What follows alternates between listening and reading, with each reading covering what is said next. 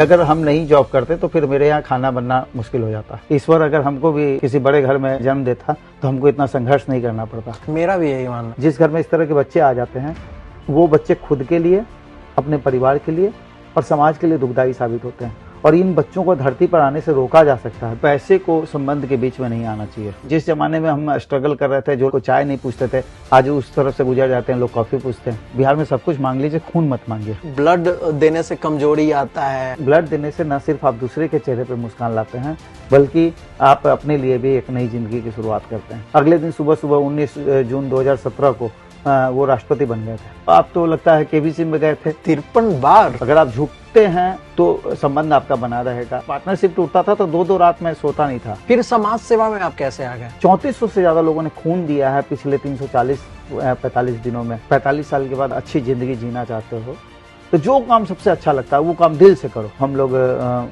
Dead body disposal करते थे। शाहरुख खान जी से मुलाकात आपकी कैसे हो गई? बिग बी सर से जब मुलाकात हुई, हम लोग का शरीर, हम लोग का दिमाग तो खत्म हो गया। मतलब उस समय ब्लैंक हो जाता है। जब आप उतने बड़े आदमी के सामने खड़े होते हैं तो आप ब्लैंक हो जाते हैं। माँ ब्लड बैंक की शुरुआत कैसे हुई? अभी तक कार्यक्रम में लगभग 3 गवर्नर आ चुके हैं। बाकी सारे दोस्तों ने मतलब जो हम लोग कहते हैं गरियाना शुरू किया और उसी समय 1992 में मेरा एक्सीडेंट हुआ था। बाजपुर और रामनगर का रास्ता है, उस रास्ते पे हम स्कूटर लेके खाई में चले गए और वो फिर अपने आप को अंदर से मजबूत करता था, फिर खड़ा होता था। टोटल क्रिकेटर्स का डेटा रखते थे, उनका जन्म कहाँ हुआ, उनका उस दिन का मैच तक का स्कोर रखते थे। हर पत्नियां की इच्छा होती है कि उनके हिसाब से लोग चले। हेलो दोस्तों, मैं हूं उत्तम प्रकाश और आप देख रहे हैं बिहार का पहला और बिहार का नंबर 1 पॉडकास्ट छुपा रुस्तम।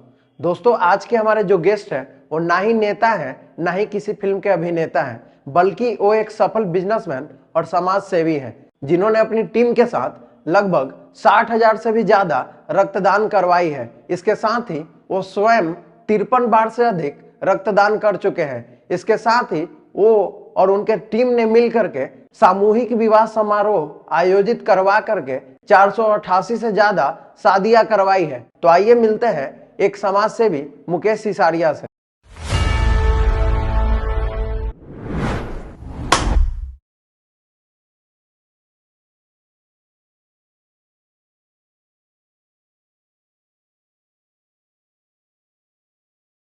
सबसे पहले तो आपका स्वागत है सर मेरे चैनल पे। नमस्ते उत्तम जी, आप आए और ये हमारे लिए बड़ी बात है। मेरे लिए भी सर बहुत बड़ी बात है कि आज मैं आपके साथ बैठ करके अपने चैनल के लिए पॉडकास्ट शूट कर रहा हूँ। तो सर सबसे पहले तो मैं आपका जो फैमिली बैकग्राउंड है और आपके बचपन का जो भी जीवनी है उसके बारे में मैं जानना चाहता हूँ। मेरी जिंदगी की शुरुआत हुई थी 12 फरवरी 1972 को झुमरी तिलवा में होली फैमिली हॉस्पिटल है, उसमें मेरा जन्म हुआ। ठीक है।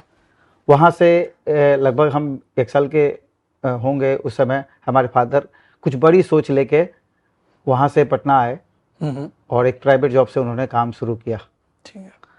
बचपन से मेरी ज़िंदगी को हमेशा ईश्वर ने बचाया। अच्छा। 77 में लगभग 3 तल्ले से मैं गिर गया था, बाकरगंज में रहता था।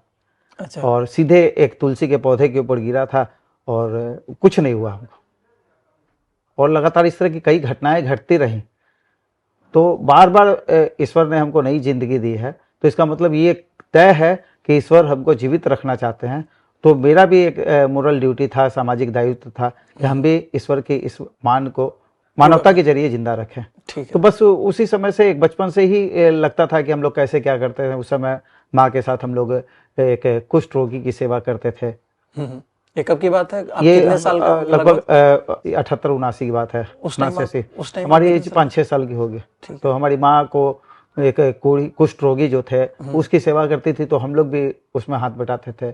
फिर जिंदगी चल रही थी और हमारे पिताजी जो ऐसा सोच के आए थे पटना, वैसा कुछ नहीं हुआ। ओके। और सब कुछ संघर्षमय चल रहा था। तो आपके पिताजी पटना में क्या करते थे सर? वो प्राइवेट जॉब करते थे पटना मार्केट में। ठीक है। जो जिस सोच को लेके आए थे उस उम्मीद पे वो खड़े नहीं उतर रहे थे और बीच में एक समय ऐसा आ गया कि लगा कि अब हम लोग को वापस जाना पड़ेगा। तो फिर हम लोगों ने अपनी ज़िंदगी 1987 में जब मैंने मैट्रिक का एग्ज़ाम दिया, तो मैट्रिक के एग्ज़ाम के मतलब जिस दिन रिजल्ट आना था उससे पहले हम प्राइवेट जॉब में। अच्छा, कहीं पे आप प्राइवेट जॉब कर लिया कि अगर हम नहीं जॉब करते तो फिर मेरे यहाँ खाना बनना मुश्किल हो जाता। तो उस टाइम आप क्या जॉब करते थे? 10 से रात में 8 बजे तक का एक प्राइवेट जॉब था। एक दुकान में काम करते थे वहाँ से जो भी अर्निंग होता था उससे फिर हम लोग, और उसी दरमियान हम रेडियो स्टेशन में एक बाल मंडली कार्यक्रम होता था। अच्छा। 9:45 बजे आकाशवाणी पे, उस पे जाते थे। फिर उसी समय वर्ल्ड कप का भारत में वर्ल्ड कप हुआ था, तो हमने हमारे पास शौक था, मेरा इंटरेस्ट था कि हम टोटल क्रिकेटर्स का डेटा रखते थे, उनका जन्म कहाँ हुआ, उनका उस दिन का मैच तक का स्कोर रखते थे। तो ये लेके हम हिंदुस्तान अखबार के एडिटर के पास गए कि सर हम चाहते हैं कि आज तक किसी ने कुछ नहीं किया है, तो जो भारत में मैच समाप्त होंगे शाम को 5 बजे समाप्त होंगे, 6 बजे हम आपको मैन ऑफ द मैच जो होगा उसका डेटा देंगे। ओके, उसके बारे में लिख करके एक प्रॉपर कंटेंट देंगे आपको। हाँ। और वो कंटेंट जब मैंने देना शुरू किया, वो लगातार 30 दिन हिंदुस्तान अखबार में छपा। तब लोगों को पता चला कि मुकेश हिसारिया कोई है। चूंकि हिसारिया एक ठीक है, आप कॉल उठा सकते हैं, कोई दिक्कत नहीं। हेलो। जी जी, 10 मिनट देख के हम 10 मिनट में आपको बताते हैं, आपकी ब्लड की व्यवस्था हो जाएगी। नहीं, आप चिंता नहीं कीजिए, आपकी ब्लड की व्यवस्था का जिम्मा महा ब्लड सेंटर के पास है और वो कर देगा। आप इसमें ईडीटीए वायल में सैंपल इकट्ठा करके रखिए। हाँ, पेशेंट का AB पॉजिटिव है ना, उसमें होल ब्लड लिखा हो, उसको PRBC में लिखवा दीजिए। हाँ, तो होल ब्लड हमारे यहाँ नहीं होता, हमारे यहाँ PRBC मिलेगा आपको। जी, पैक्ड रेड ब्लड सेल्स इसको बोलते हैं, जिस ब्लड से प्लेटलेट्स और प्लाज्मा निकला हुआ होता है उसको PRBC बोलते हैं। हमारे यहाँ 1 यूनिट ब्लड 3 लोगों के काम में आती है। तो आपके कागज पे होल ब्लड लिखा हुआ है, उसको PRBC लिखवा दीजिए, EDTA वायल में सैंपल ले लीजिए और आप आ जाइए महा ब्लड सेंटर में, आपको 1 यूनिट ब्लड की व्यवस्था हो जाएगी। ठीक, हम घंटी बंद कर देते हैं, फ्लाइट मोड कीजिए। हाँ, सिर्फ घंटी बंद कीजिए, फ्लाइट मोड बंद डालिए। हाँ, घंटी बंद डालिए, क्योंकि बार बार डिस्टर्बेंस फिर वो नहीं होगा। ठीक है, कंटिन्यू। उस दौरान आपका सैलरी क्या था सर, जब आप हिंदुस्तान? जब 1987 में मैट्रिक के एग्जाम के बाद जैसे ही मैंने ज्वाइन किया था, उस समय 450 रुपये महीने मिलते थे। ओके। और उसी से हम 2 बहन थे, एक भाई, और एक भाई हमारे राजस्थान में रहते थे, तो हम लोग अपना खर्च चला रहे थे, पढ़ाई का खर्च हम अपना निकाल लेते थे।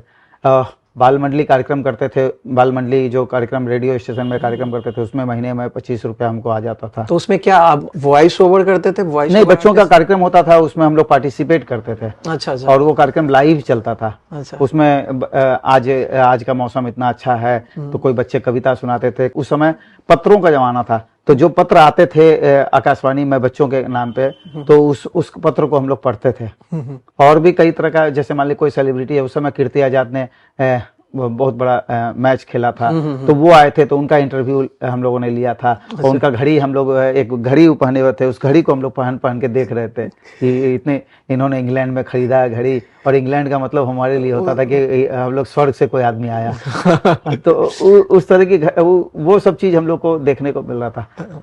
उसके बाद फिर क्या हुआ? उसके बाद फिर धीरे धीरे मतलब स्थितियां बदलती गई और संघर्ष लगातार बढ़ते चला गया। 1991-92 से फिर हम अपने व्यवसाय में आए। तो क्या व्यवसाय था 1991 में? हॉकरी का व्यवसाय था। हॉकरी बोले? हॉकर शब्द जो होता है कि हम लोग को कलेक्ट करके। ओके, हाँ, समझ गया। तो उस तरह का व्यवसाय करते थे। फिर हम लोग बीच में 2 साल हमको हल्द्वानी रहना पड़ा था। हल्द्वानी, उत्तराखंड। और उसी समय 1992 में मेरा एक्सीडेंट हुआ था। बाजपुर और रामनगर का रास्ता है, उस रास्ते पे हम स्कूटर लेके खाई में चले गए थे। अच्छा। और खाई में चले गए थे, तो उस समय अलका याग्निक का एक कार्यक्रम था, अलका याग्निक जी का एक कार्यक्रम था नैनीताल में। पीछे से आरा के एक DSP जा रहे थे, बब्बन शायद नाम था उनका, और उनको लगा कि एक लड़का फुल स्पीड में आ रहा था स्कूटी से, पता नहीं कहाँ रुक गया, तो वो गाड़ी बैक किए तो हमको देखे गिरा हो, तो वो हमको हॉस्पिटलाइज किया था। फिर वहां पर मुझे नई जिंदगी मिली। यानी कह सकते हैं कि हर समय माँ का कृपा आपके ऊपर बना रहा है। इसमें कोई दो मत नहीं है। 1996 में फिर हम भोलेनाथ को धन्यवाद करने के लिए गए, आपको जाके अमरनाथ। उस साल भी क्या हुआ कि जब हम लोग ऊपर से दर्शन करके उतर रहे थे, तो कोई शक्ति हम लोग को जबरदस्ती कर रही थी कि अब जैसे हम लोग को ऊपर में बालटाल में रुकना था, बालटाल बोल रहे हैं, पंचतरनी में रुकना था। ठीक है। तो किसी शक्ति ने धक्का दिया कि नहीं, तुम लोग अब नीचे जाके ही रुकना। तो हम लोग बिना रुके नीचे उतर गए थे, पिसू टॉप होते हुए नीचे आ गए थे। और जिस समय नीचे उतरे हैं वैसे ही ऊपर में तूफान आ गया। उस समय कई लोग मतलब कई लोगों का हताहत हो गए, हाँ देहांत हो गया। तो फिर एक बार लगा कि ईश्वर ने फिर से जिंदगी दी। लगातार इस तरह की घटनाएं घटती रही और मेरा संघर्ष का सिलसिला चालू होता रहा। तो उस दौरान क्या आपकी आर्थिक स्थिति जो थी, आर्थिक स्थिति लगातार मजबूत होती जा रही थी। तब तो हम लोग धार्मिक यात्रा पे जा रहे थे। ईश्वर को, जब हम बचपन में ईश्वर को नहीं मानते थे हम लोग। अच्छा, बचपन में आप ईश्वर को नहीं मानते थे? नहीं, हम लोग इसलिए नहीं मानते थे कि बार बार हमको लगता था कि ईश्वर अगर हमको भी किसी बड़े घर में जन्म देता तो हमको इतना संघर्ष नहीं करना पड़ता। आज क्या लगता है इस बात पे कि ईश्वर बड़े घर में? नहीं, आज लगता है कि ईश्वर ही सब कुछ है। आप ये समझिए कि 450 रुपए की नौकरी से सफर शुरू हुआ।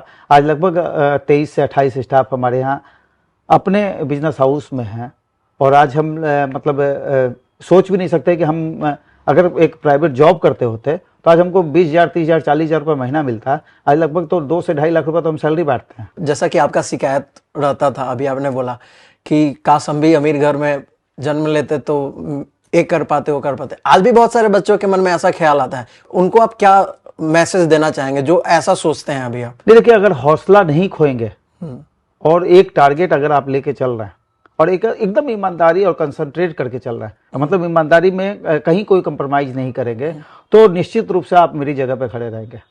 ठीक है। आप निश्चित रूप से एक लक्ष्य लेके चलें, अडिग रहें, ईमानदारी से करें। मतलब आप ये मत सोचिए कि रात सोने के लिए बना है, रात भी सपने देखने के लिए बना है। आपको इस रूप में लेना होगा। रात भर हम लोग सपने देखते थे कि हमको क्या करना है, कैसे करके हमको अपने परिवार की खुशियां लानी है, साथ में हम अपनी खुशी तभी ला पाएंगे और उसी में से फिर हमको समाज को भी देना है। मान लीजिए मेरी जिंदगी में अगर मान लीजिए किसी नर्स ने महत्वपूर्ण भूमिका निभाई है, डॉक्टर ने जन्म में भूमिका निभाई है, जब छोटे बचपन में थे तो तबीयत खराब होता था। शिक्षक ने हमारे कैरियर को बिल्ड किया है। राजेंद्र पब्लिक स्कूल में हम पढ़ते थे। उसके बाद फिर राम मोहन राय सेमिनरी में पढ़ते थे। दोस्तों ने मदद किया, सर ने मदद किया, बिजनेस में लोगों ने मदद किया, जहाँ जॉब कर रहे थे हमारे बॉस ने हमारी मदद की। तो जिन लोगों ने मदद किया, अगर समाज नहीं होता तो हम यहाँ नहीं होते। तो हमारी भी मोरल ड्यूटी है कि समाज लगातार आपको देता है तो आपको भी समाज को कुछ देते रहना चाहिए। अगर आप लगातार समाज को देते भी रहेंगे तो उससे भी जिन परिवारों में खुशियां आएंगी वो खुशियां कई गुना ज्यादा आपके पास वापस लौटेंगी। तो आप देख सकते हैं कि अगर आप किसी भी चेहरे पे, जैसे हमने कहा कि हम लोग माँ के साथ और पिताजी के साथ कुष्ठ रोगियों की सेवा करते थे, तो वो खुशी भी, उनकी जो खुशी थी वो खुशी भी कई गुना ज्यादा हमारे पास आई कि हम एक 450 की नौकरी से हम यहाँ तक हैं। और आज 80% समय समाज सेवा को देने के बाद 20% जो हम बिजनेस में समय देते हैं, 20% में हमारे परिवार हमसे खुश है, हम खुश हैं और साथ में हम समाज की सेवा कर पा रहे हैं, जो मेरा इंटरेस्ट का पार्ट है। आपने बोला कि हल्द्वानी में अलका याग्निक जी आए थे, तो क्या आप अलका याग्निक जी का शो देखने गए थे या क्या? नहीं, हमको जाना था बाजपुर में। एक श्री पंकज पांडे जी थे, उनका आमंत्रण था कि आप तुरंत आए। तो हम जा रहे थे उल्टे रास्ते, हम बाजपुर जा रहे थे और वो लोग जा रहे थे नैनीताल कार्यक्रम करने के लिए। 2 अलग अलग रास्ते से जा रहे थे। तो उनके सिक्योरिटी में एक सबसे लास्ट में जो गाड़ी थी उसमें कोई डीएसपी थे, बबन सिंह का थे, आरा के थे, और उनको नहीं पता था कि मैं पटना का हूँ या बिहार का हूँ या कुछ। वो उनको लगा कि एक व्यक्ति है इस रोड पे, सिंगल रोड पे कोई आदमी कहीं जा नहीं सकता, तो वो आखिर गया तो गया कहाँ। उन्होंने बैक शीशे से देखा, ये भी ईश्वर का चमत्कार है। फिर उन्होंने गाड़ी घुमाई। मतलब 2 अलग अलग रास्ते पे जा रहे थे। अलका याग्निक जी नैनीताल जा रही थी, हम जा रहे थे बाजपुर के रास्ते में। अच्छा, हल्द्वानी में आप क्या करते थे सर उस टाइम? सब हमारा सब हॉकर ही का ही काम था। मतलब कैरिंग एंड फॉरवर्डिंग, उसी से हम लोग जो अर्निंग करते थे। उसके बाद फिर उसके बाद पटना आने के बाद 1999 में मैं पटना वापस क्यों है? पटना हमारी मदर ने कहा कि अब हम लोग को पैसा नहीं चाहिए, अब तुम्हारा घर बसाना है, शादी करनी है। अच्छा, उस टाइम आपकी शादी नहीं हुई? नहीं। तो 1999 में फिर उन्होंने कहा कि अब हम लोग को कोई पैसे की जरूरत नहीं। दोनों बहनें की शादी हो गई थी और सब अच्छे घर में चली गई थी। माँ ने कहा, पिताजी ने कहा कि अब पैसे की जरूरत नहीं, अब पटना आ जाओ। पटना आ जाओ, यहीं पे कुछ। हाँ।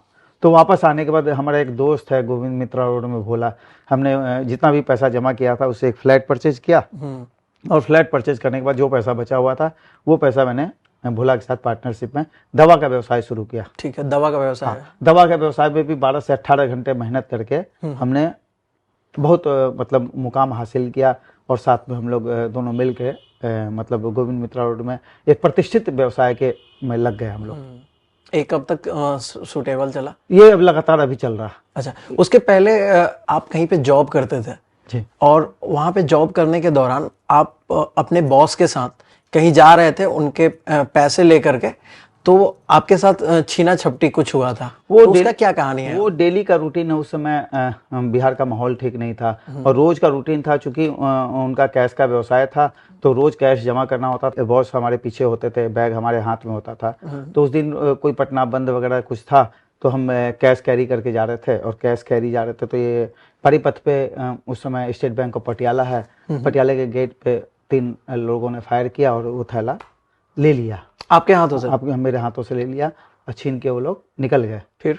और दिन भर मुझे थाने में रहना पड़ा क्योंकि इन्वेस्टिगेशन चल रहा था लगातार। तो उस समय एक समय ऐसा था कि उस समय 600 रुपये के आसपास सैलरी मिल रही थी और 20 रुपये हमको रोज के हिसाब से मिल रहा था। मेरा कैरियर वहीं से घूमा पर दिन भर हम इन्वेस्टिगेशन में, जेल में नहीं थे, इन्वेस्टिगेशन में थे। मतलब वो पुलिस पूछताछ कर रही थी और उस पूछताछ के दरमियान में रात में शाम को 7 बजे पुलिस ने मुझे छोड़ा। उस समय फायर भी हमारे बगल से, सुबह जो पैसा छीना था तो 2 फायर हुए थे, दोनों फायर मेरे अगल बगल से निकल गया था। वो बार बार मेरे सपने में आ रहा था कि वो फायर, मतलब उसमें भी नई जिंदगी मिली। फिर बॉस ने हिसाब किया महीने का तो 20 रुपया उस दिन का काटा था। 20 रुपया काट लिया था कि उस दिन आप एब्सेंट थे ऑफिस में। तो आपने उनको बोला नहीं कि मैंने तो उस समय बोलने की स्थिति नहीं थी। उस समय हमारे लिए महत्वपूर्ण था कि अगर हम काम छोड़ देते तो हमारे यहाँ घर में खाना बनने की स्थिति नहीं थी। तो ये संघर्ष था और ये संघर्ष हम लोगों को मजबूत बनाता है। तो हम आपके माध्यम से सबको बताएंगे कि कभी भी किसी भी विकट से विकट परिस्थिति में आप हौसला नहीं खोएं और उसी एक मतलब कंसंट्रेट करें, एकाग्रचित होकर अगर आप चलेंगे तो आपकी सफलता आपको चूमेगी चूमेगी।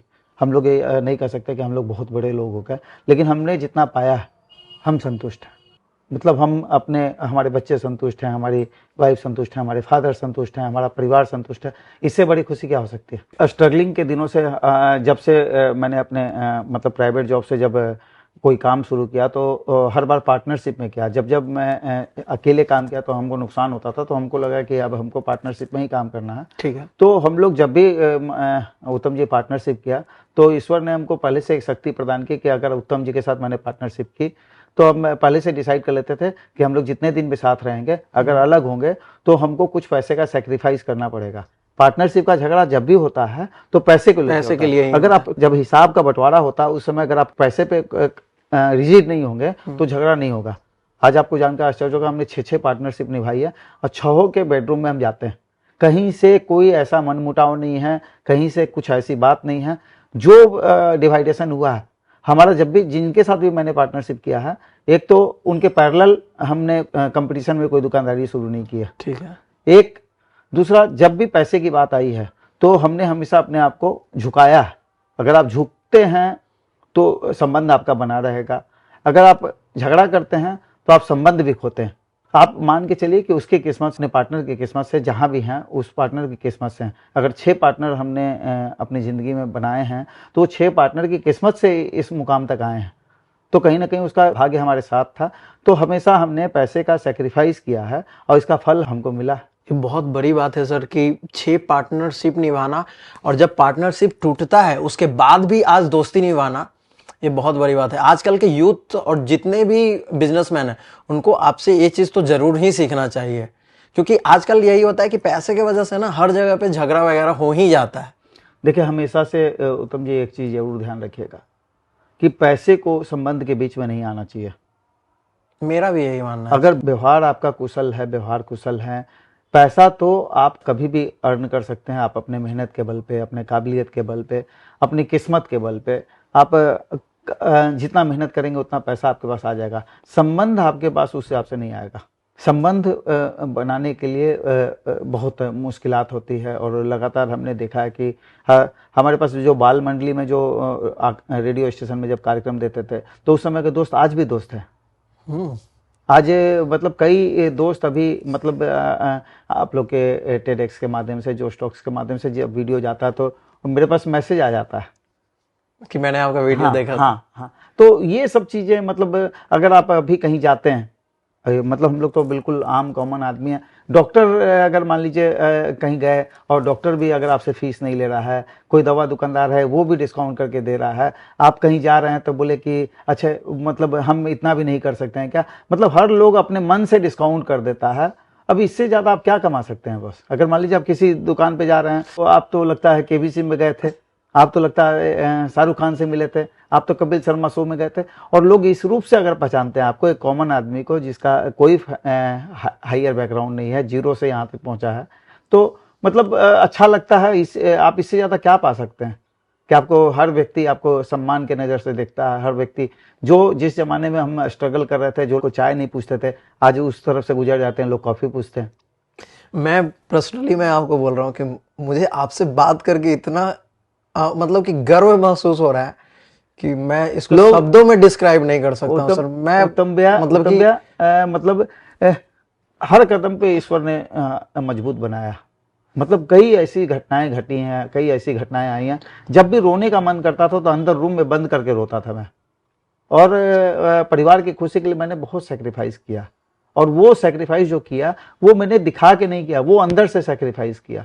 पार्टनरशिप टूटता था तो 2-2 रात मैं सोता नहीं था, और वो फिर अपने आप को अंदर से मजबूत करता था, फिर खड़ा होता था, और फिर ईश्वर साथ होता था, और जज्बा होता था काम करने का 24 घंटे में। फिर हम बताए कि लोगों के लिए रात सोने का होता था, मेरे लिए रात काम करने का होता था।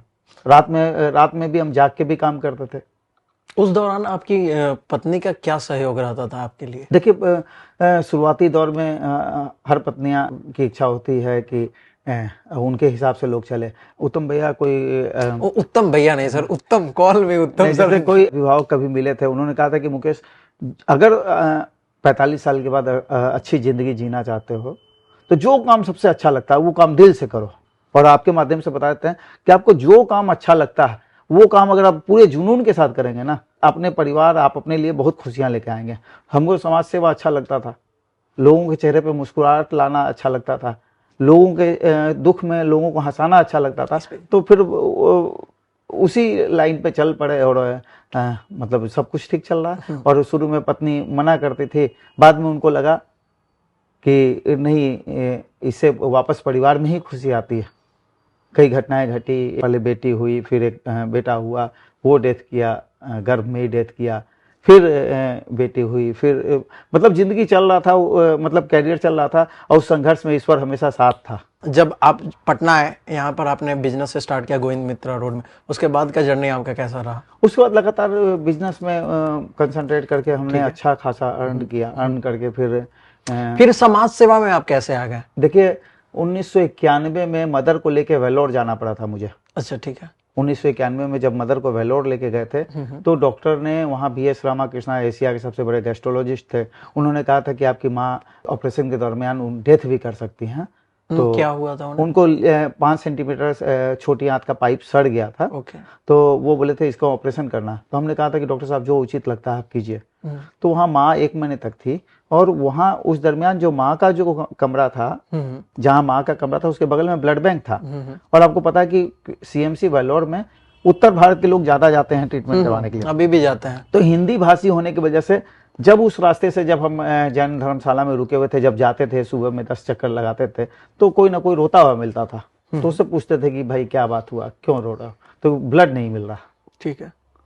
1 बार हो गया, 2 बार हो गया, 4 बार, मतलब जब बार बार आपके दिमाग में वो सेट कर गया कि इनकी ब्लड की कमी को कैसे दूर किया जा सकता है।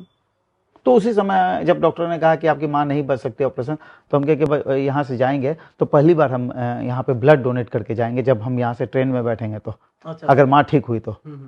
माँ ठीक हो गई। फिर वो पहली बार मैंने वहाँ ब्लड डोनेशन किया, और उस बीच हम लोगों ने, जितने लोग थे, हम शांति भवन धर्मशाला में थे, सामने PCO था जहाँ पे हम लोग फोन करते थे लोगों को, अपने परिवार वालों को बताते थे अपने पेशेंट की स्थिति, फिर जहाँ से सब्जी लेते थे, किराना का सामान, वहाँ एक ग्रुप बना लिया था। रोज हम किसी न किसी को ले जाके वहाँ पे रोगियों को डोनेट करवाते थे। जैन जो शांति भवन धर्मशाला था उसमें जितने लोग थे उसमें से कन्विंस करके एक एक करके लोगों को ब्लड डोनेशन करवाते थे। और जब पेशेंट के लोग थैंक यू को बोलते थे, वो थैंक यू से और ऊर्जा आती थी। और वो फिर वहाँ से जो सिलसिला शुरू हुआ, तो फिर जब पटना आ गए तो 1999 जब गोविंद मित्रा रोड से पटना PMCH हो गया, तो डेली मेरा सिस्टम शुरू हो गया कि हम साल में 2 से 3 बार ब्लड डोनेशन करते थे। चुपचाप जाते थे, PMCH में जाते थे, जो व्यक्ति ब्लड बैंक के बाहर रोता हुआ नजर आता था उसके लिए डोनेशन करते थे। उस समय तक ऑर्कुट आ गया था 2006 में। ऑर्कुट पे हम लोग 2, 4, 5, 10 लोग अपना बना लिए थे, अपना प्रोफाइल क्रिएट किए थे और कुछ चल रहा था। उसी समय एक दरभंगा का एक बच्चा आया था गोविंद मित्रा रोड में और बोला मेरी माँ बहुत गंभीर हालत में है और अगर शाम तक ब्लड नहीं मिला तो मर जाएंगे। कुछ समझ में नहीं आया, बस ऐसे ही कहीं से प्रेरणा आई, मैंने ऑर्कुट पे वो मैसेज ड्रॉप कर दिया। एक कब की बात है? ये 2006 की। ठीक है। ऑर्कुट पे जैसे ही मैसेज ड्रॉप किया उसमें से मेरा बचपन का एक दोस्त संजय जाके ब्लड डोनेशन कर दिया। बाकी सारे दोस्तों ने मतलब जो हम लोग कहते हैं गरियाना शुरू किया, यार इंटरटेनमेंट साइट है, सुबह सुबह मूड खराब कर दिया, ये क्या डाल दिया, ब्लड तलर डाल दिया यार, ये तुम्हारा हो सकता है, तुमको अच्छा लगता हो, हम लोग अच्छा नहीं लगता। सबको सॉरी बोलते रहे। उसमें से जब ब्लड डोनेशन करके आया संजय तो उसका फोटो जब डाल के उसको थैंक यू किए, सब लोगों ने एक लाइन से अप्रिशिएट किया। तो फिर वो सिलसिला चला कि फिर संजय को देख के फिर पोस्ट डाले, फिर कोई चला गया, फिर जान के पोस्ट डाले, फिर कोई चला गया। तो फिर वो सिलसिला शुरू हो गया जो आज इस कारवां को आप यहाँ इस रूप में यहाँ देख रहे हैं। फिर हम लोगों ने जो ब्लड डोनेशन करता था उसका फोटो लगाना शुरू किया।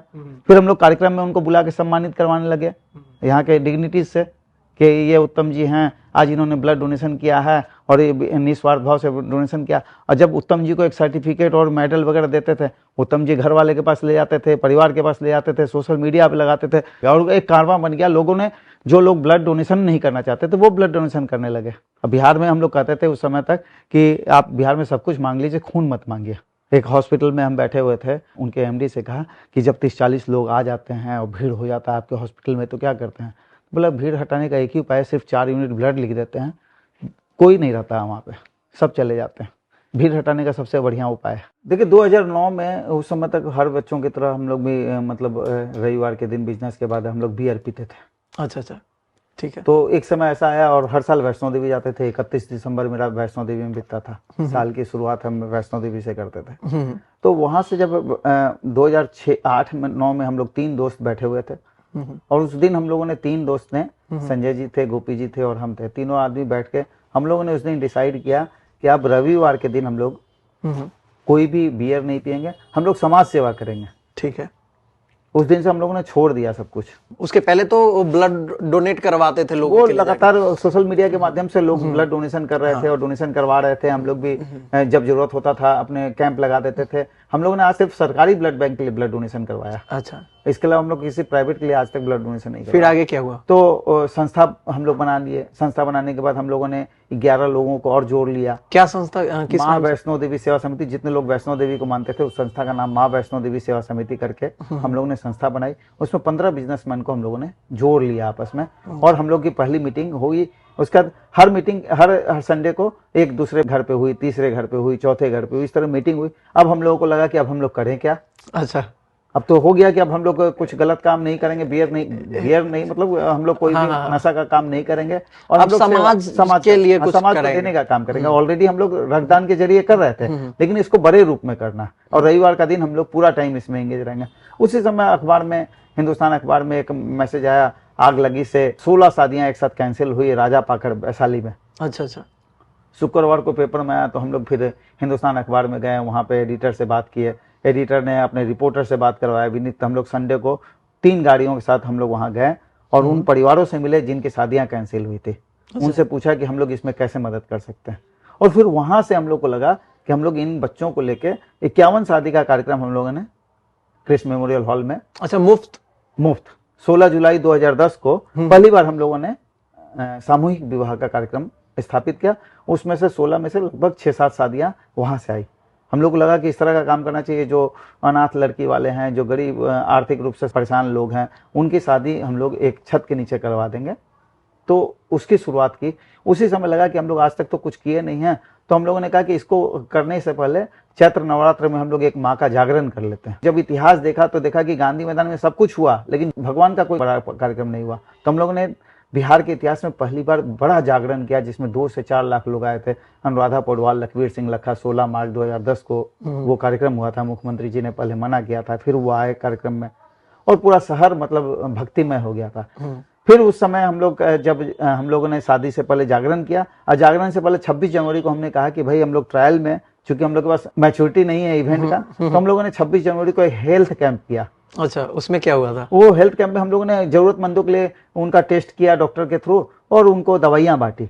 तो हम लोग जब पहले हेल्थ कैंप किया, फिर वो जागरण किया। शादी अनाउंस पहले हुआ, लेकिन उससे पहले 2 इवेंट हम लोगों ने कर लिया।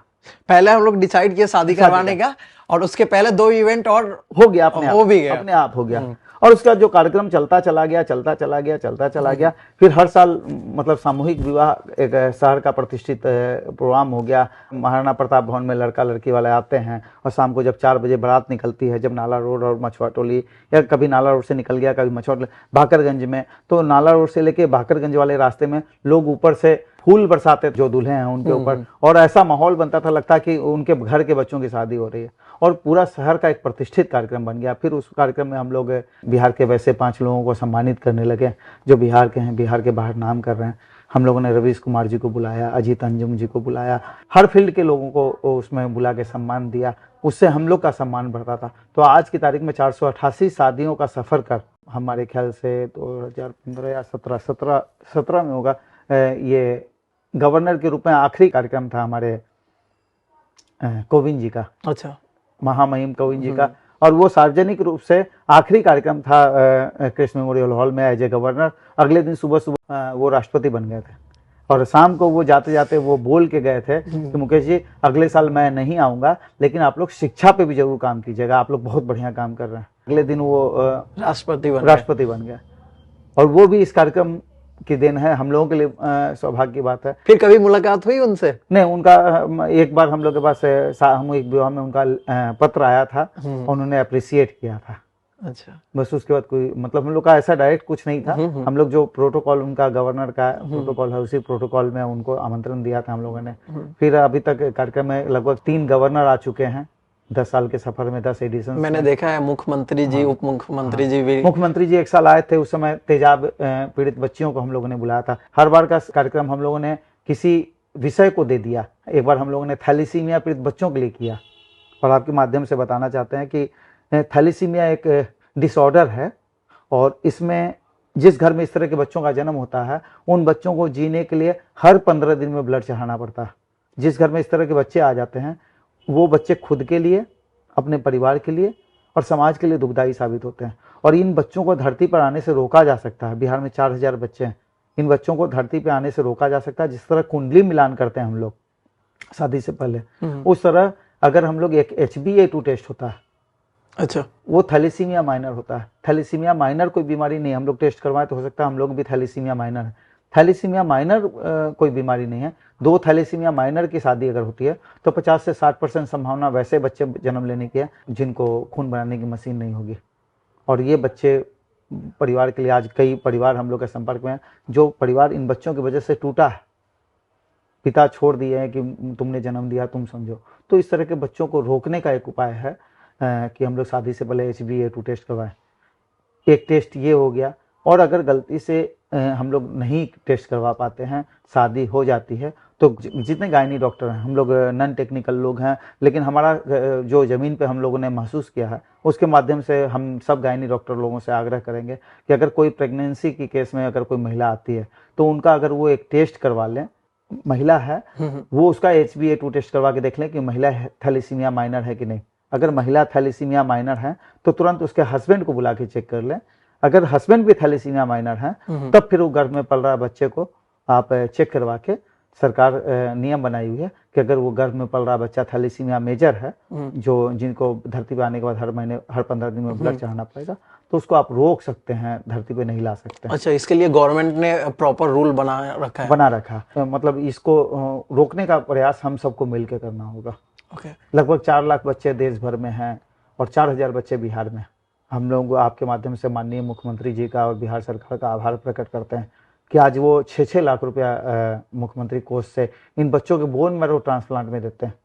2021 फरवरी से लेकर आज तक 18 बच्चों का ट्रांसप्लांट हुआ, जिसमें माननीय मुख्यमंत्री जी ने शुरुआती दौर में 3 लाख रुपया, और जब लोक संवाद में उन्होंने बुलाया तब हर बार 1 लाख 2 लाख रुपया बढ़ाते हुए अब 6 लाख रुपए की रकम ये देते हैं। तो ये चीज पहले मुख्यमंत्री जी देते थे जो राशि? उनके आज भी उनका कई बीमारियों में वो देते हैं। थैलीसीमिया पे सबसे ज्यादा पैसा वो हम लोग के प्रयास के बाद ही इन बच्चों को मिल रहा है, और सबसे बड़ी बात है बच्चों के अकाउंट में मिल रहा है। आज हम लोग माँ वैष्णो देवी सेवा समिति के प्रयास से कोल इंडिया ने 2 साल के लिए बंद किया था, फिर हम लोगों ने यहाँ से अप्रोच किया और कई जगह से हम लोगों ने अप्रोच लगा के आज देश के 200 बच्चों को कोल इंडिया 10 लाख रुपए देता है बोन मैरो ट्रांसप्लांट में। इस तरह के बच्चे अगर आते हैं तो उनके भाई बहन से HLA मैच होता है। अच्छा। HLA मैच हम लोग ने 23 फरवरी 2020 को करवाया था। वहां से 38 बच्चे चुने गए थे, उसमें से 18 बच्चों का ट्रांसप्लांट हो गया था। अभी 4 बच्चों का अगले महीने फिर से CMC वेल्लोर में होने जा रहा है। आप KVC में भी जा चुके हैं, तो आपका पटना से KVC तक पहुंचने का जर्नी क्या है? देखिए, कुछ ऐसा नहीं था। हम लोग का एक मतलब इंटरेस्ट का पार्ट होता था कि हम लोग जबरदस्ती मैसेंजर में जाके मैसेज कर देते थे। ऐसे ही हमने सिड बसु देखा और हमने उनको सिद्धार्थ बसु जी को मैसेज कर दिया। ठीक है। उन्होंने तुरंत उनके तरफ से रिप्लाई आया कि आप पूरी टीम, आप लोग ब्लड डोनेशन पे अच्छा काम कर रहे हैं, आप लोग 2013 में आप आए। अच्छा। फिर उन्होंने सारा हम लोग के लिए मतलब व्यवस्था करवाया और हम लोग पूरी टीम यहाँ से लगभग हम लोग 15-20 लोगों की टीम गए, मुंबई गए। जब करिश्मा होता तो ऐसे होता है, हम लोग एज ए ऑडियंस गए थे। और यहाँ से जब हम लोग एयरपोर्ट जा रहे थे तो यहाँ के एक भास्कर मुखर्जी फोटोग्राफर हैं, उन्होंने किसी जमाने का उनका सिद्धार्थ बसु का मौर्या होटल में पैजामा और कुर्ते का एक फोटो खींचा हुआ था। वो कहा कि मेरी तरफ से आप उनको दे दीजिएगा। अच्छा। और जब सिद्धार्थ बसु को जब वो फोटो दिए तो सिद्धार्थ बसु के दिमाग में पता नहीं क्या आया, उनके सर के दिमाग में क्या आया। उन्होंने सारे कैमरामैन को कहा कि इनको सबसे फ्रंट लाइन में बैठा दो, इनसे प्रोग्राम के बाद 5 मिनट मिलवाना है। और वो सारा कुछ मतलब उस फोटो के बल पे सेट हो गया। कार्यक्रम समाप्त हुआ तो फिर बिग बी सर से जब मुलाकात हुई, हम लोग का शरीर, हम लोग का दिमाग तो खत्म हो गया। मतलब उस समय ब्लैंक हो जाता है। जब आप उतने बड़े आदमी के सामने खड़े होते हैं तो आप ब्लैंक हो जाते हैं। और फिर हम लोग चूंकि ईश्वर को मानते हैं, हमने कहा कि हे माँ जो हो अच्छा हो। तो फिर उन्होंने पूछा कि आप लोग सामूहिक विवाह का कार्यक्रम कैसे करते हैं। हमने कहा कि सर इस बार इतनी तारीख को आप आइएगा। बोला हमको बुलाइएगा तो या तो कार्यक्रम कर लीजिएगा और या फिर आप शादी का कार्यक्रम कर लीजिए या हमको बुला लीजिए। मैं आप लोगों को शुभकामना देता हूँ। और उस समय फिर ब्लड डोनेशन पे जब बात हुई तो उन्होंने कहा था कि आप कभी भी अगर ब्लड बैंक बनाएंगे तो आप अगर 2 साल के अंदर ब्लड बैंक बन जाता है आपका, तो हम लोगों ने बताया था कि हम लोग की इच्छा है कि एक ब्लड बैंक अपना हो। बोले जब होगा तो आप एक काम कीजिएगा कि जो प्रोसेसिंग फीस आप लेंगे, अगर मान लीजिए आप 600 रुपया ले रहे हैं तो उसमें से 100 रुपया पर यूनिट हमसे ले लीजिएगा। तो आज उनका सहयोग नहीं, 2 साल कहा था। उसके बाद फिर हम लोगों ने कई बार उनको अप्रोच किया। और चूंकि समाज बिहार के लोग इतने अच्छे हैं कि कभी हम लोग को कहीं मांगने की जरूरत नहीं पड़ी है। ये आप जिस जगह पे बैठे हैं 6.5 करोड़ का प्रोजेक्ट है और समाज ने मतलब हाथों हाथ लिया। अब आप देखिए कि जिस बिहार में ब्लड डोनेशन नहीं होता था, आज 3400 से ज्यादा लोगों ने खून दिया है पिछले 340-45 दिनों में। माँ ब्लड बैंक की शुरुआत 340 दिन पहले हुई। 27 फरवरी को हुई थी और आज 3400 से ज्यादा लोग खून दे चुके हैं इस जगह पे। और खुद आए लोग यहाँ पे अब एक उत्सव मनाते हैं, लोग अपना जन्मदिन मना रहे हैं। आज एक सुबह बच्चा आया है, वो अपना उसका भाई का देहांत हुआ, उसकी स्मृति में उसने ब्लड डोनेशन किया। लोग अपनी पत्नी के जन्मदिन के दिन ब्लड डोनेशन कर रहे हैं, लोग एनिवर्सरी के दिन ब्लड डोनेशन कर रहे हैं, बच्चे अपनी बहन के बर्थडे के दिन कर रहे हैं। लोग मतलब हर तरह से अब ब्लड डोनेशन करने का बहाना खोज रहे हैं। माँ ब्लड बैंक की शुरुआत कैसे हुई? देखिए, माँ ब्लड बैंक की 2017, 18, 19, 20 लगातार 4 साल माननीय मुख्यमंत्री जी ने लोक संवाद में बुलाया। हम लोगों ने 15-15 मिनट पूरी सरकार के सामने उनको सुझाव दिया। और चूंकि जमीनी स्तर पर हम लोग काम कर रहे थे तो हम लोग ने थैलीसीमिया पे सुझाव दिया, ब्लड बैंक के बारे में सुझाव दिया, हम लोगों ने एफरेसिस मशीन के बारे में पहली बार सुझाव दिया। तो मुख्यमंत्री जी ने पूरी दृढ़ता के साथ स्वास्थ्य मंत्री जी के साथ मिलकर हम लोग के कहने से पहली बार PMCH में पहला थैलीसीमिया डे केयर बना, फिर दूसरा मुजफ्फरपुर बना, अभी तीसरा आपको भागलपुर और गया में बना। तो माननीय मुख्यमंत्री जी लगातार काम कर रहे थे। हम लोग उनसे मांग रहे थे, जगह मांग रहे थे कि हम लोग एक ब्लड बैंक बनाना चाहते हैं। तो माननीय मुख्यमंत्री जी ने कहा कि आप लोग ब्लड बैंक, आप लोग बिजनेसमैन हैं, आप लोग ब्लड बैंक मत बनाइए। हमारे अभिभावक सुशील मोदी जी से बात हुई, उन्होंने कहा कि आप लोग ब्लड बैंक कभी मत बनाइएगा, ये एक लाइफ सेविंग है, आप लोग से नहीं हो पाएगा। हमारे महामहिम गवर्नर साहब हैं माननीय गंगा बाबू, उन्होंने मना किया। लेकिन आपने कहा कि ईश्वर ने अगर आपको माध्यम बनाया है तो हम लोगों ने भी कोशिश की और 2019 में हम लोगों ने पहली बार इस जगह को खरीदा। हम लोग के पास सामूहिक विवाह के बाद लगभग 80 लाख रुपया था। फिर हम लोगों ने इस जगह को परचेज किया। इस जगह को परचेज करने के बाद धीरे धीरे मतलब लोगों ने फंडिंग कैसे है लोगों का? लोग सब व्यवसायियों ने खुल के पैसा खुल के दिया। और हम लोगों ने कोरोना काल में पूरा जब शहर सोता था तो उस समय हम लोग इस ब्लड बैंक का ढलैया करवाते थे। अच्छा। जब पूरा लोग घर में होते थे तो हम लोग डेड बॉडी डिस्पोजल करते थे। उस समय मतलब कोरोना काल में हमेशा हमारी स्कूटी में 4 PPE किट होता था, और वो दोनों बांस घाट और गुलबी घाट, दोनों घाट पे मेरा डेली का रूटीन था। डेली सुबह शाम हमको जाना, और लोगों का कॉल आता था। जिस परिवार के लोग नहीं होते थे, हम लोगों ने पंडित वहाँ व्यवस्था करके रखा हुआ था, हजाम की व्यवस्था करके रखी हुई थी, और उनकी परंपरागत तरीके से हम लोग उनका अंतिम संस्कार में पार्टिसिपेट करवाते थे। सबसे बड़ी बात है कि दोनों घाट के डोम राजा, जो लेबर बॉडी उतारता था, जो एम्बुलेंस वाले थे, सब लोग जज्बे के साथ मिल के काम करने लगे। माँ ब्लड बैंक का उद्घाटन माननीय मुख्यमंत्री जी ने किया, तो अभी भी गवर्नमेंट का सपोर्ट मिलता रहता है आप लोगों को? देखिए, हम लोगों ने गवर्नमेंट से आज तक कोई सपोर्ट मांगा नहीं। अच्छा। जब शहर आपके साथ खड़ा है, शहर तन मन धन से दे रहा, तो सरकार की जरूरत था। हमने माननीय मुख्यमंत्री जी को सिर्फ एक ही चीज कहा, हम लोगों ने कहा कि यहाँ पे 18 से 20 प्राइवेट ब्लड बैंक है, और एक नेक्सस है ब्लड की कालाबाजारी करने वाले लोग। आपके आने से एक अंकुश लगेगा उन पे, और हम लोग स्मूथली काम कर पाएंगे, और हम लोग उनके आने से, उनकी गरिमा में उपस्थिति से हम लोग ये मैसेज देने में कामयाब रहे। आज हम लोग जिस रास्ते चल रहे हैं, ये कठिन था। शहर में शंकाएं थी कि पता नहीं इनको लाइसेंस मिलेगा कि नहीं मिलेगा, ये लोग चला पाएंगे नहीं चला पाएंगे। यहाँ के कोऑर्डिनेटर जो ब्लड की सेवा देते थे, उनको लगता था कि हम यहाँ ब्लड डोनेशन क्यों करवाएं, वो लोग भी साथ छोड़ चुके थे। लेकिन युवाओं ने इसकी कमान ले ली, लोग आने लगे, लोग जन्मदिन मनाने लगे, लोग सेलिब्रेशन करने लगे, रहमान सर जैसे लोग ब्लड डोनेशन करवाने लगे, सीमेज कॉलेज, आर्केड बिजनेस कॉलेज, सारे लोग, सब कॉलेज का सपोर्ट पिछले 1 साल में मिला है, और सब लोगों ने दिल खोल के ब्लड डोनेशन किया, और जिसके बल पे हम लोग आज 4000 से ज़्यादा यूनिट ब्लड लोगों को देने की स्थिति में हैं। थैलेसीमिया, हेमोफीलिया ए, प्लास्टिक एनीमिया जैसे पीड़ितों को हम लोग बिना शुल्क के उनको ब्लड उपलब्ध करवाते हैं। और जिनके पास डोनर नहीं होता, उनसे हम लोग देश के इतिहास में पहली बार शपथ पत्र भरवाते हैं। वो शपथ पत्र का आइडिया भी ईश्वर ने दिया। उसमें साफ साफ लिखा है कि आज आप किसी का दिया हुआ ब्लड लेके जा रहे हैं, ईश्वर की नज़र में आपका 1 यूनिट उधार हो गया है।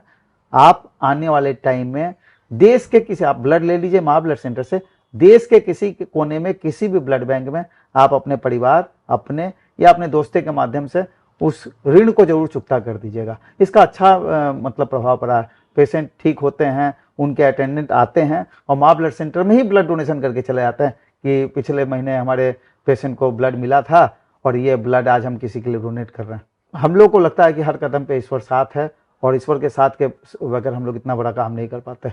शहर में पूरे देश ने मना किया था, देश के बड़े बड़े लोगों ने, जिनसे ये बात होती थी कि आप लोग नहीं चला पाइएगा, लेकिन एक टीम क्रिएट हुई, और ईश्वर ने एक एक बंदे को चुन के यहाँ भेजा है, जिसके बल पे ये काम चल रहा है। आज उन लोगों का फोन आता है और बोलते हैं कि आज आप बहुत अच्छा काम कर रहे हैं समाज नहीं, आज हमारे अभिभावक गंगा बाबू, सिक्किम के महामहिम गवर्नर साहब, उन्होंने 3 लाख रुपए का डोनेशन गवर्नर हाउस से भेजा है। अच्छा। हमारे पूर्व मुख्यमंत्री, राज्यसभा सांसद श्री सुशील कुमार मोदी जी ने 38,40,000 रुपए की एक वैन दी है, जिसपे हम लोग घूम घूम के ब्लड डोनेशन कैंप कर रहे हैं। माँ का आशीर्वाद है आपके ऊपर, और आप समाज के लिए इतना अच्छा काम कर रहे हैं, इसके लिए मेरी तरफ से आपको बहुत बहुत शुभकामनाएं। और कभी भी ऐसा जरूरत पड़ा तो मैं भी ब्लड देने के लिए तैयार हूँ। और साथ साथ मेरे जो वीडियोग्राफर सर हैं, उनको भी मैं इस वीडियो के माध्यम से बोल रहा हूँ कि कभी भी जरूरत पड़े, मेरा A पॉजिटिव है जहाँ तक मुझे पता है, मैं देने के लिए एनी टाइम रेडी हूँ। अगर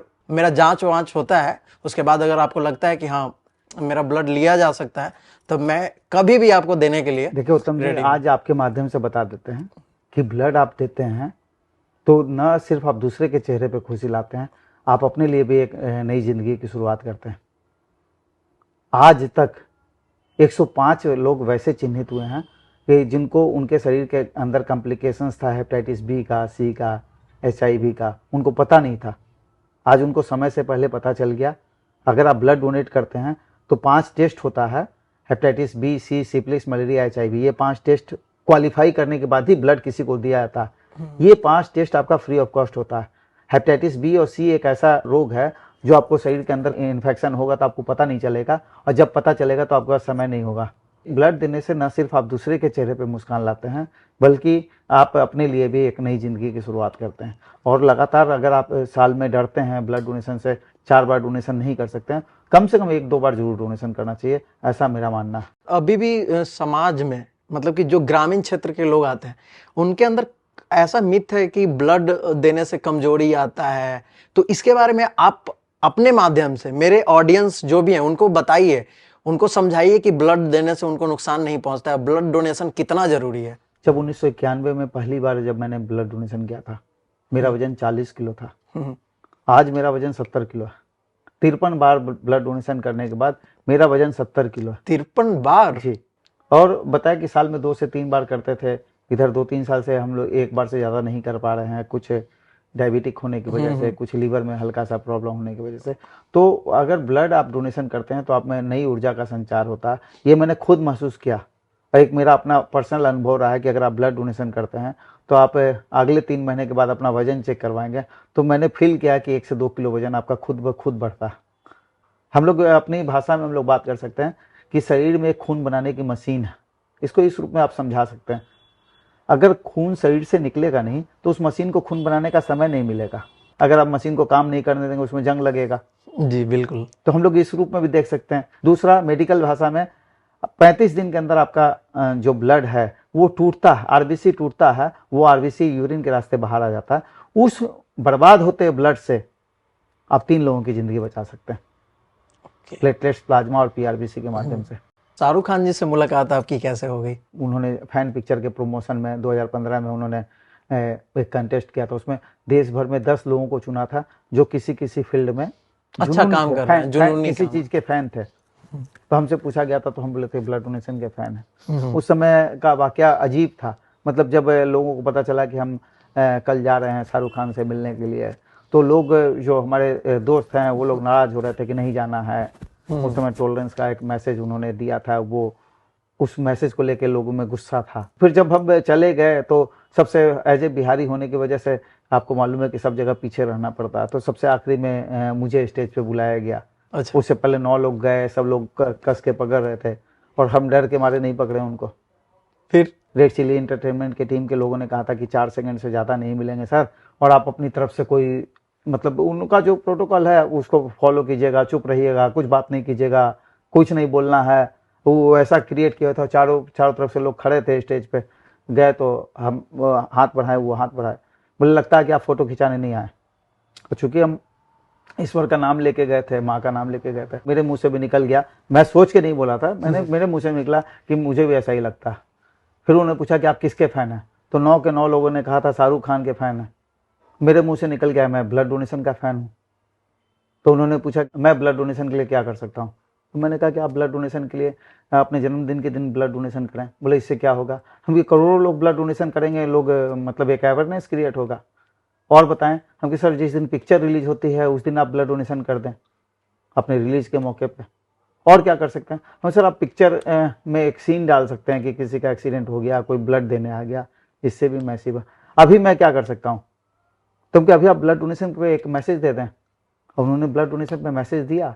ये कहना चाहते हैं कि सबके सब जो हैं रक्त दान करें, बहुत सारी जानें बच सकती हैं। So please do blood donation. That's a very and he is a fan, Mukesh. हाँ, मुकेश जी का ये बिलीफ है। And I think we all young and we have lot of blood in us, so we should go out and do a lot of blood donation because it does save lives.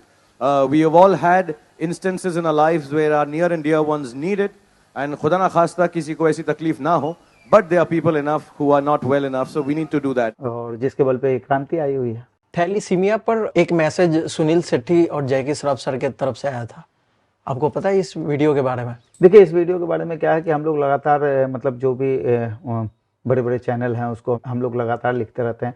हम लोग लगातार जैसे 2015 में हम लोगों ने acid पीड़ित बच्चों के लिए अवेयरनेस चलाया था। उस साल सामूहिक विवाह का विषय था एसिड पीड़ित। उसमें 4 एसिड पीड़ित बच्चियों को हम लोग स्टेज पे लेके आए थे। माननीय मुख्यमंत्री जी कहे कि इनके लिए हम क्या कर सकते हैं, तो हम लोगों ने कहा था इनको आप अनुदान दे सकते हैं। उस साल उन्होंने 3-3 लाख रुपए सारे बिहार के थैलीसीमिया पीड़ित बच्चियों को दिया था। फिर अगले साल हम लोगों ने थैलीसीमिया को लेकर आए। लोग बड़ी जागरूकता से लोग पूछ रहे थे कि थैलीसीमिया क्या होता है। फिर उनको बताया कि थैलीसीमिया एक ऐसी बीमारी है जिसमें जीने के लिए हर 15 दिन में ब्लड चढ़ाना पड़ता है। लोगों को उन बच्चों से मिलवाया हम लोगों ने। उसी दरमियान लगातार हमको लोगों को लगा कि थैलीसीमिया पीड़ित बच्चों को ब्लड नहीं मिलता था। फिर हम लोगों ने ग्रुप बना के उनको ब्लड दिलवाना शुरू किया। एक एक बच्चे को अडॉप्ट कर लिया हम लोगों ने। जिनको बच्चे के लिए, अब उनके परिवार के लोग, थैलेसीमिया पीड़ित बच्चा जिधर से जा रहा था उस परिवार के लोग हट गए कि भाई ये आ रहा है, इसको ब्लड देना पड़ेगा, तो परिवार के लोग साथ छोड़ दे रहे हैं, मोहल्ले के लोग साथ दे रहे हैं, तो फिर उन बच्चों को हम लोगों ने उनके लिए काम शुरू किया। अब जब थैलेसीमिया का प्रचार शुरू हो गया तो जैकी श्रॉफ जी थैलेसीमिया माइनर हैं, और भी कई सेलिब्रिटीज, हाँ कई celebrities thalassaemia minor. Thalassaemia minor कोई बीमारी नहीं है, आपको फिर से बता रहे, थैलेसीमिया माइनर कोई बीमारी नहीं है। जैकी श्रॉफ और सुनील शेट्टी साहब, हाँ ये लोग थैलेसीमिया माइनर हैं, तो इनके पार्टनर थैलेसीमिया माइनर ने थे, उनके बच्चे स्वस्थ हुए। तो हम लगातार बड़े चैनलों को हम लोग लिखते रहते कि आप लोग कभी भी किसी सेलिब्रिटी के माध्यम से आप इस मैसेज को उठाइए।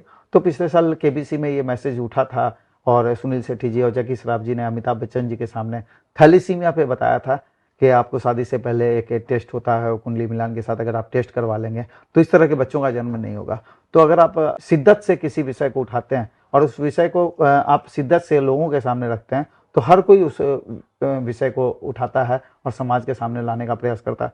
हम लोग को लगता है कि अब लोग अवेयर हो चुके हैं, अब बच्चे शादी से पहले बोलते हैं कि हम लोग थैलेसीमिया माइनर का टेस्ट करवा लेते हैं। आज आप माध्यम से देश के केंद्रीय स्वास्थ्य मंत्री और माननीय प्रधानमंत्री जी को भी हम लोग एक मैसेज देना चाहते हैं कि आप मैट्रिक का सर्टिफिकेट इशू करने से पहले ये जरूर सरकारी हॉस्पिटल में प्रोविजन कर दें कि मैट्रिक का सर्टिफिकेट उसी बच्चे को देंगे जो थैलेसीमिया माइनर का टेस्ट करवा के आएगा, और आप अपने सरकारी हॉस्पिटल में उसको फ्री करवाएं। बच्चे जाएंगे, थैलेसीमिया माइनर का टेस्ट करवाएंगे, अगर वो पॉजिटिव है तो उनके सर्टिफिकेट पे पॉजिटिव लिखा होगा, निगेटिव है तो निगेटिव लिखा होगा। पॉजिटिव लिखने के बाद उनको एक पंपलेट दे सकते हैं आप कि अगर जिस समय आपकी शादी हो उस समय आप ध्यान रखें कि पॉजिटिव से शादी नहीं करना है, अगर शादी करना है तो अपने को आने वाले संतान के लिए क्या क्या प्रिकॉशन लेके चलना। समाज का जो ब्लड है वो समाज ही दे रहा है और किसी के काम आएगा ब्लड। और जिस घर में इस तरह के बच्चे आते हैं, इन बच्चों की पीड़ा को हम लोग शब्दों में नहीं व्यक्त कर सकते। सोशल मीडिया के माध्यम से हम लोग देश के किसी भी कोने में इन थैलेसीमिया पीड़ित बच्चों के लिए ब्लड की व्यवस्था करते हैं। समाज इतना जागरूक हो गया, पिछले साल अगस्त में एक समस्तीपुर का बच्चा है, वो लगभग 1.5 साल के बाद बोन मैरो ट्रांसप्लांट करने के बाद पटना आ रहा था। वहाँ के डॉक्टर ने कहा कि अब इसका हवा पानी चेंज करना है और इसको पटना आप अपने घर ले जाइए। आपको विश्वास नहीं होगा, शनिवार को उस बच्चे के पिताजी ने, नंदकिशोर जी ने मैसेज किया मुझे और फोन किया रोते हुए कि भैया सोमवार की सुबह गाड़ी है और टिकट नहीं है, वेटिंग है। और फिर हमने रेलवे के कई अधिकारियों से बात किया तो बोले कि शनिवार को 2 बजे के बाद अगर टिकट बनता है, सोमवार की सुबह की गाड़ी है, 9 बजे 10 बजे गाड़ी है, रविवार को बंद रहता, अब टिकट कंफर्म होने का कोई उपाय नहीं है। जो ऑर्कुट में मैंने बदमाशी कही या जो प्रेरणा डाली, मैंने चुपचाप फेसबुक पे पोस्ट किया। देश के इतिहास में 6 MP ने रेल मंत्री को लेटर लिखा इस पोस्ट के बाद और स्पेशल केस में ये टिकट कंफर्म हुआ। 6 के 6 MP का लेटर आप सोशल मीडिया पे देख सकते हैं। और हर लोगों ने जो अपने क्षेत्र के MP से जुड़ा हुआ था, हर व्यक्ति ने जान लगा के उस टिकट को कंफर्म करवा दिया। पूरा शहर जागरूक है, हर लोग आज लोगों से हम लोग बोलते हैं कि भाई इस थैलेसीमिया पीड़ित बच्चे को दवाई देनी है, लोग दवाई भेज देते हैं। कोरोना काल में इन बच्चों के बारे में कुछ पता नहीं चल रहा था, अचानक से कहीं से प्रेरणा आई कि इन बच्चों का हाल चाल लें, तो कई बच्चों को फोन किया हम लोगों ने, तो उनका फोन काम नहीं कर रहा था। कहीं से बुद्धि आई, हम लोगों ने 500-500 रुपया रिचार्ज किया, सबका फोन चालू हो गया। फोन करके उनसे पूछा तो उनके पास खाने का पैसा नहीं था। फिर सबको हम, तो ये क्या थैलेसीमिया पीड़ित जो बच्चे होते हैं उनके पेरेंट्स इनको छोड़ देते हैं या क्या? नहीं छोड़ते नहीं। जैसे ये जो बड़े लोग होते हैं वो तो अपना इलाज बड़े हॉस्पिटल में करवा लेते हैं, ट्रांसप्लांट करवाते हैं। जो छोटे लोग हैं वो कहाँ जाएंगे? कोई बच्चे को फेंकेगा तो नहीं, इस आस में बच्चे को ब्लड चढ़ाते रहता है। अब कोरोना काल में लोग आपको मतलब बताते हैं कि हम लोगों ने विनय सहस्त्रबुद्धे राज्यसभा सांसद जी को एक ट्वीट किया था कि कोरोना काल है, इन बच्चों को हर 15 दिन में ब्लड चाहिए, इनको कोई पास नहीं है, इनके पास ये कैसे जाएंगे। उन्होंने उस समय के माननीय स्वास्थ्य मंत्री मंगल पांडे जी को उसी समय इंटीमेट किया और इनके पास एक थैलेसीमिया कार्ड था। रातों रात उन्होंने सबको मैसेज किया, ये कार्ड जो भी लेके कहीं भी जाएगा हॉस्पिटल उसको ब्लड मिलेगा। कोरोना काल में फिर हम लोगों ने उन बच्चों को बगल के किराना दुकान में कहा कि जाओ 2 किलो आटा 2 किलो चावल तुम लोग ले लो। उस समय भी हम लोग ने शहर के जो 20, 25, 50 लोगों को कहा, सब लोगों ने उसके अकाउंट में पैसा डाला। तो शहर साथ में है, इन बच्चों के साथ है, इन बच्चों की पीड़ा को समझ रहा है और आज ये बच्चे भी खुश हैं। कई बार ऐसा देखा गया है सर कि लोगों को जब ब्लड की जरूरत होती है तो ब्लड जैसे कहीं से इंतजाम कर लेते हैं, जैसे मान ली कि मुझे जरूरत हुआ तो मैंने आपको फोन किया, आप निःशुल्क उपलब्ध करवा दिए। लेकिन अगर कभी आपको जरूरत पड़ी ब्लड की, जैसे आपने बोला कि ऐसा होना चाहिए कि आप अगर मेरे यहाँ से ब्लड ले रहे हैं तो कभी ना कभी आप आकर डोनेट करें या डोनेट करवाएं लोगों से। लेकिन कई बार ऐसा देखने को मिला है कि लोग डोनेट नहीं करते हैं, जब उनको जरूरत पड़ता है तो वो तो ले लेते हैं लेकिन वो खुद नहीं डोनेट करते हैं। ऐसा भी आपने कभी फेस किया है? ऐसे लोग मिले? अब अभी इन सब बातों का कोई मतलब नहीं है। वो अपना कर्म कर रहे हैं, उनको अपना कर्म करने दीजिए। उनको ये जरूर ध्यान रखना चाहिए कि अगर आप खुद ब्लड देने के काबिल हो कि अगर ब्लड डोनेशन नहीं कर रहे हैं, तो ईश्वर सब कुछ देख रहा है। अगर हम लोग कोई भी कर्म कर रहे हैं ना, तो हम उसकी वीडियो फोटोग्राफी में आ रहे हैं। अगर आप नहीं दे रहे हैं तो मत दीजिए, कोई दिक्कत नहीं है। लेकिन आप समाज में अगर आप खुद नहीं देके 2 लोगों से दिलवा रहे हैं तो ये भी एक तरह का डोनेशन है। अगर आप डर रहे हैं तो आप लगातार ब्लड डोनेशन कैंप का हिस्सा बन के वहां वॉलंटरी सपोर्ट करें, वहां फॉर्म भरें, वहां डोनर का मनोबल बढ़ाएं। एक दिन ऐसा आएगा कि आप खुद डोनेट करने लगेंगे।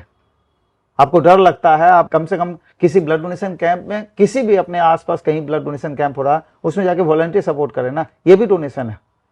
कोई जरूरी नहीं है कि आप ब्लड देके ही आप ब्लड डोनर बन सकते हैं। आप ब्लड डोनर की सेवा करके भी आप ब्लड डोनर कहला सकते हैं। अब इन सब चीजों का कोई मायने नहीं है। मायने इस बात का है कि हम लोग समाज को क्या दे सकते हैं। हर व्यक्ति अपने आप में संपूर्ण नहीं होता। हर व्यक्ति किसी न किसी समस्या से ग्रसित होता है। उस समस्या का समाधान दूसरे व्यक्ति के पास होता है, दूसरे व्यक्ति की समस्या का समाधान तीसरे व्यक्ति के पास होता है, तीसरे व्यक्ति की समस्या का समाधान चौथे व्यक्ति के पास होता है। सब लोग एक दूसरे की समस्या का समाधान करने लगेंगे तो दुनिया खुद ब खुद खूबसूरत बन जाएगी। कभी आपके साथ ऐसा हुआ है कि आज नहीं, आज से कुछ जब 2005-06 में जब आपने ब्लड डोनेशन स्टार्ट करवाया था, किन्हीं व्यक्ति ने आपको फ़ोन किया कि मुझे एक ग्रुप का या वो ग्रुप का ब्लड चाहिए और उस दौरान इंतजाम नहीं हो पाया और उनकी डेथ हो गई, तो उस टाइम कभी ऐसा हुआ है? और उस टाइम आप कैसे इन चीजों से निकले? इस तरह के केसेस से हम मतलब मेरी जिंदगी में हमको लगता है 2 से 3 बार आया होगा।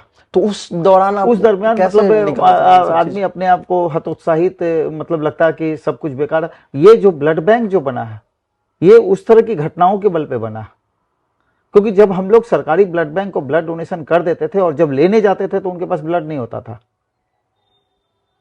तब हम लोग को लगता था कि अगर हम लोग खुद अपने ब्लड बैंक में ब्लड डोनेट करवाएंगे तो हम चीजों को व्यवस्थित तरीके से दे पाएंगे। गोली लगे हुए लोगों को पहले दे पाएंगे, जो एक्सीडेंटल केस है लास्ट पोजीशन पे है उनको दे सकते हैं, प्रेगनेंसी के केस में जिनकी जान जा रही है उनको ब्लड दे सकते हैं। आज तो आप जिस ब्लड बैंक में बैठे हुए हैं उस ब्लड बैंक की कैपेसिटी समाज के बल पे ये है कि 600 यूनिट की कैपेसिटी है। आज हम लोग एक मैसेज पे यहाँ पे 100 से 200 यूनिट का ब्लड डोनेशन कैंप करवा के 8 घंटे में हम लोग सरकार को देने की स्थिति में फ्री ऑफ कॉस्ट रेडी करके ब्लड दे सकते हैं। आज एक आवाज पे लोग चले आते हैं।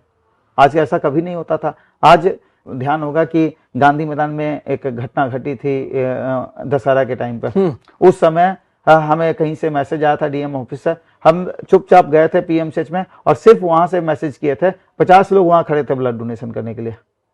सिर्फ एक मैसेज पे पीएमसीएच के ब्लड बैंक के बाहर हम लोग 50 लोग इकट्ठा हो गए थे विद इन 1.5 घंटे के अंदर में। तो अब तो कारवां बन गया। अब तो लोगों को मजा आता है ब्लड डोनेशन करके। और अगर आप ब्लड डोनेशन कर रहे हैं तो न सिर्फ आप दूसरे के चेहरे पे मुस्कान ला रहे हैं, आप अपने परिवार के लिए भी खुशियां ला रहे हैं। आप ब्लड डोनेशन करके देखें, आपके परिवार पे ऊपर से कष्ट कम होगा। हमारे कई दोस्त इसलिए ब्लड डोनेशन करते हैं, उनके साथ अजीब अजीब घटनाएं घटी हैं। जब उन्होंने ब्लड डोनेशन किया है उसके अगले दिन उनका एक्सीडेंट हुआ और वो एक्सीडेंट में बाल बच जाते हैं। अच्छा, लोगों ने इस तरह की घटनाओं को इस ब्लड डोनेशन से जोड़ के देखा है। तो चीजें बदल रही हैं। पता चला कि आपको कोई भयंकर बीमारी है, वो आपको पकड़ में आ गई, आपका अगले दिन एक्सीडेंट हो रहा है, वो छोटे रूप में निकल गया, आपके परिवार में कुछ अनहोनी होने वाली थी, वो अनहोनी रुक गई। तो लोग अब ब्लड डोनेशन के जरिए इन सब चीजों को जोड़कर अपने ऊपर प्रयोग करके देखते हैं और उनका उत्साह बढ़ता है तो उनके परिवार के बच्चे भी उस संस्कार को आगे बढ़ाते चले जाते हैं। आज शहर में कम से कम 100 ऐसे परिवार हैं जो उनका पूरा परिवार माता पिता के साथ बच्चे भी ब्लड डोनेशन करते हैं। देश के इतिहास में किसी मुख्यमंत्री ने किसी भी ब्लड बैंक का उद्घाटन नहीं किया। मनसुख मांडविया जी देश के स्वास्थ्य मंत्री, उन्होंने अप्रिसिएशन लेटर दिया। जब सरकार का अपना ब्लड बैंक है उसके बीच में वो प्राइवेट चैरिटेबल ब्लड बैंक को क्यों देंगे? उनका देखिए ना बाहर लेटर लगा हुआ। हरिवंश जी अभी आए थे उपसभापति, वो बोल के गए कि भाई पहली बार हमको किसी व्यक्ति ने अच्छी जगह भेजा। आरके सिंह आए, आरके सिंह पूछना मुकेश जी क्या देते? सर देने के लिए नहीं बुलाया आपको।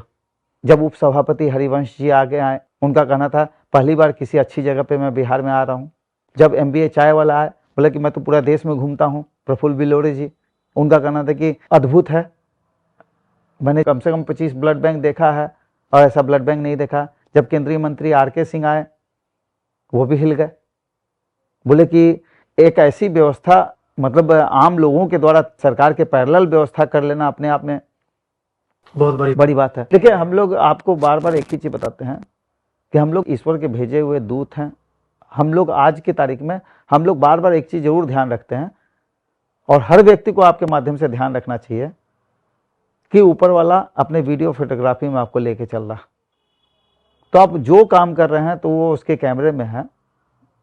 आप वैसा कोई काम नहीं कीजिए जो आपके परिवार के लिए दुखों का कारण बने। वैसा काम करें जो आपके परिवार के लिए खुशियाँ लाए।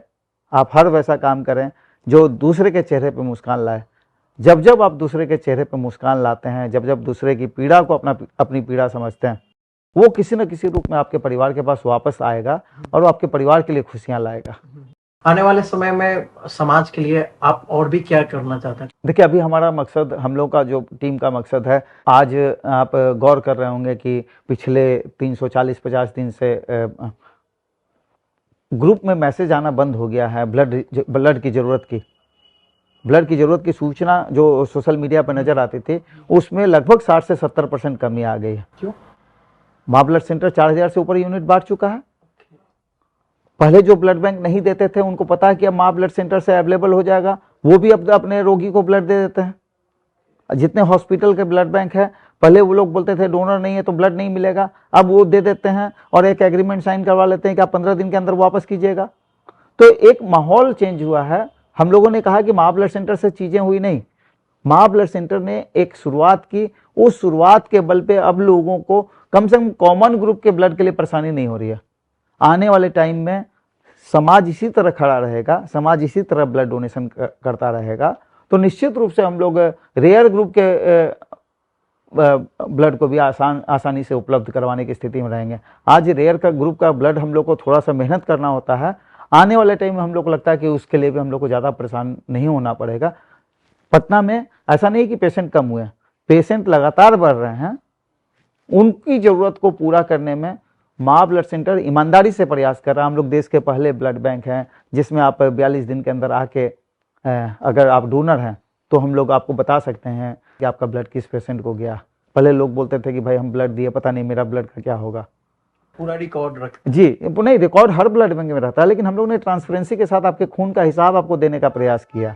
आप खून दे रहे हैं तो आपके खून का हिसाब आपके पास आपको मिलेगा।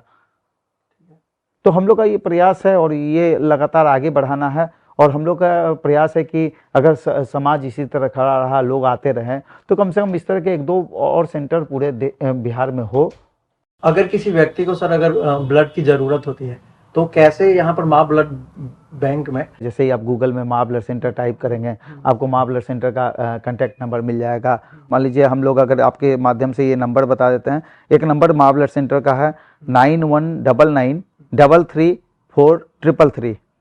फिर से सुन लीजिए, 9199334333। इसके जरिए आप माँ ब्लड सेंटर तक पहुंच सकते हैं और निश्चित रूप से माँ ब्लड सेंटर आपके दुखों को कम करने का प्रयास करेगा, आपके लिए ब्लड की व्यवस्था करने का प्रयास करेगा। आपके लिए अगर मान लीजिए रेयर ग्रुप का ब्लड नहीं है तो हम लोग कहीं से भी आपके लिए ब्लड व्यवस्था करने का पूरा प्रयास करके रोगी को ठीक करने का प्रयास करेंगे।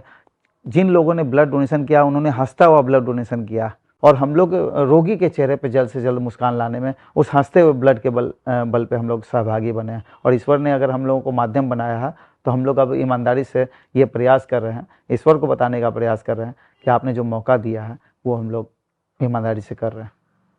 कैसा लगा सर आपको हमसे बात करके?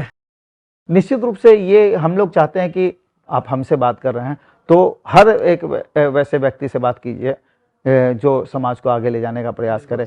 हम ये नहीं कर रहे कि हम समाज को आगे ले जा रहे हैं, हम ये कर रहे हैं कि अगर लोगों को प्रेरणा मिले, जो लोग मान लीजिए स्ट्रगल कर रहे हैं, उनको जो अपनी उम्मीदों खो चुके हैं, उनको कम से कम ये प्रेरणा मिलती रहे कि अगर आप ईमानदारी से, अगर एकाग्रचित होकर कंसंट्रेट करके बिना हौसला खोए हुए अगर आप लगातार आगे मतलब अपने केंद्र को ध्यान में रखेंगे, अपने मोटो को तय रखेंगे और अपनी निगाहों को एक तरफ रखेंगे, समाज क्या बोल रहा है उसकी तरफ नहीं जाएंगे। समाज शुरुआती दौर में आपको तरह तरह की बात करेगा, समाज बाद में जब आप आगे बढ़ेंगे तब समाज पीछे पीछे चलेगा आपके। शुरुआती दौर में लोग बोलते थे कि भाई ये ज़मीन खरीदी, ज़मीन का पैसा इन लोग से नहीं होगा। फिर समाज ने कहा कि बिल्डिंग नहीं बन पाएगा। फिर समाज ने कहा कि इसको लाइसेंस नहीं मिलेगा। फिर समाज ने बोला कि 2 महीने से ज़्यादा नहीं चलेगा। तो समाज हर 10% 15% वैसे लोग रहे हैं जो निगेटिव होते हैं, और जो निगेटिव होते हैं वो आप में नई ऊर्जा का संचार करते हैं। उन 10% 15% लोगों का रहना बहुत ज़रूरी है आपकी ज़िंदगी में। अगर वो नहीं रहेंगे तो फिर आप डोमिनेट करने लगेंगे लोगों को, और उस तरह के लोगों से आप कभी भी नर्वस नहीं होंगे। तो सर, आपके माध्यम से मैं चाहता हूं कि मेरे जो भी ऑडियंस है उनको आप बोलें कि वो हमारे चैनल को सब्सक्राइब करें और इस पॉडकास्ट को जरूर देखें। देखिए, आप उत्तम जी का जो योर्स उत्तम प्रकाश को सब्सक्राइब कीजिए, और जल्दी से जल्दी इनको मोनेटाइज करके, और हम लोग जो जितना चीज़ होता है ब्लू टिक लग जाए, और मतलब इनको खूब आगे बढ़ाएं, ताकि आपको वैसे वैसे लोगों से मिलवाएंगे जिनको आज तक लोग देखा नहीं है, जो जिनके बारे में लोगों ने सुना नहीं है, जो लोग मतलब आगे बढ़कर समाज को दे रहे हैं, किसी भी रूप में दे रहे हो, अपने व्यवसाय में दे रहे हो। तो एक आपने कहा छुपा रुस्तम, छुपे हुए लोगों को लाना हमारा मकसद है, या कोई ऐसे व्यक्ति जो आते हैं हमारे पास, उनसे वैसे बात हम करेंगे, उनके छुपे हुए चीजों को हम आपके बीच लाने का प्रयास करेंगे। यही हमारा चैनल का मकसद है।